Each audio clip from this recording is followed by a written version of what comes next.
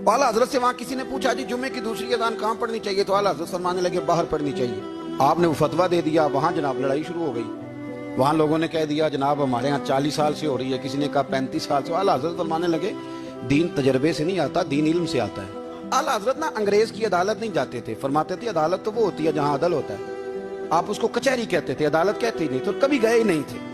उन्होंने मुकदमा करा दिया आला हजरत, मौलाना ने फसाद करा दिया। अब वो जज मुसलमान था, उसने रीड कर लिया, वो जो नायब का असद नहीं, वो अदरी जिसको कहते हैं आवाजें देता है, फलां बिन फलां हाजिर हो, वो आला हजरत का मुरीद था।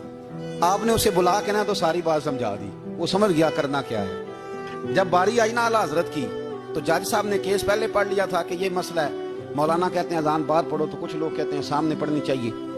उसने कभी बुलाओ मौलाना रजा अली खां बल्द नकी अली खां, वो कहने लगा खड़ा होके ना जज के सामने, कानों में दोनों बिल्कुल जज के आवाज देनी थी ना बाहर जाके, तो जज साहब के सामने जज साहब की तरफ मुंह करके कहने लगा मौलाना रजा अली खां बल्द नकी अली खां हाजिर हो।